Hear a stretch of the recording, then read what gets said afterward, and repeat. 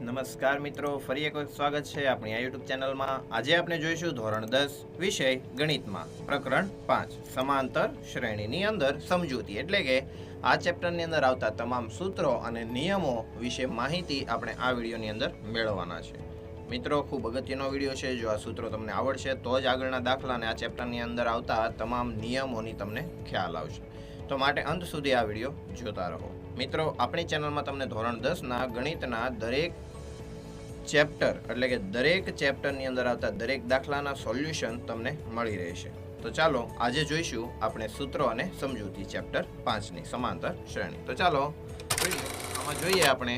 તો પરિચય અને સૂત્રોમાં આવશે 5, 7, 9 અને 11. આ તમને જે ક્રમમાં મિત્રો સંખ્યા દેખાય છે તેમાં આપણે સામાન્ય તફાવત જોવાનો છે. સામાન્ય તફાવત એટલે કે બંનેની વચ્ચેનો ગેપ. 7માંથી 5 જાય તો વચ્ચે 2, 9માંથી 7 જાય તો 2, 11માંથી 9 જાય તો 2. આમાં સામાન્ય તફાવત જુઓ મિત્રો સરખો રહે છે. જેની અંદર સામાન્ય તફાવત સરખો રહેતો હોય તેને સમાંતર શ્રેણી કહેવાય. આ એક પ્રકારની શ્રેણી થઈ ગઈ. સામાન્ય તફાવત એટલે મિત્રો ડી. તો આની અંદર સામાન્ય તફાવત કેવો રહે છે? સરખો. તો આ આપણે સમાંતર શ્રેણીમાં ઉલ્લેખ કરી શકાય. જો બીજું 10, 20, 30, 40 સામાન્ય તફાવત આમાં બધામાં 10, 10મો છે. તો આ પણ સમાંતર શ્રેણી છે. ત્યારબાદ 4, 1, -2, -5. જુઓ મિત્રો દરેકની અંદરથી 3, 3 બાદ થાય છે, 3, 3 ઓછા થાય છે. તો 3, 3 જ્યારે ઓછા થતા હોય સમાન છે સામાન્ય તફાવત, તો આ પણ સમાંતર શ્રેણી છે. બીજું છે 2, 4, 8, 16. તો 2 જો આમાં મિત્રો ગેપ સરખો નથી માટે આ સમાંતર શ્રેણી કહી શકાય નહીં.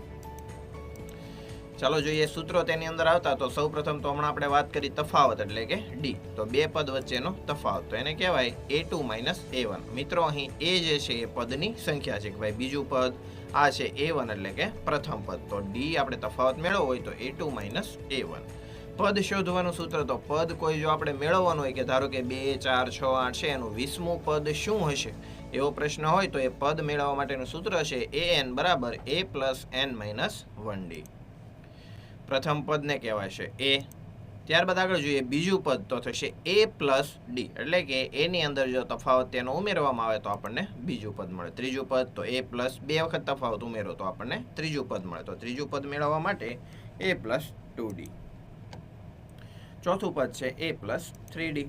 પાંચમું પદ મેળવવું હોય તો a + 4d. ચાલો આગળ છે સરવાળાના સૂત્રો. હવે આપણને જે શ્રેણી આપેલી છે તેનો જો કોઈ સરવાળો કરવો હોય કે ભાઈ પ્રથમ 5 પદનો સરવાળો કેટલો થાય છે અથવા પ્રથમ 10 પદનો સરવાળો કેટલો થાય છે તો આપણે આ સૂત્ર દ્વારા પણ મેળવી શકાય. તો સરવાળાનું સૂત્ર 2 છે. એમાં જે એક આ છે Sn = n/2 2a + n - 1d. જ્યારે બીજું સૂત્ર છે Sn = જ્યારે અંતિમ પદ આપેલું હોય ત્યારે આ L જે છે મિત્રો એ અંતિમ પદનો છે. જ્યારે આપણને અંતિમ પદ પણ આપેલું હોય અને પ્રથમ અને અંતિમ પદ બંને આપણી પાસે હોય તો તેની વચ્ચે આવતો કુલ સરવાળો કેટલો થાય તે પણ આપણે મેળવી શકીએ. એનું સૂત્ર છે n/2 a + l.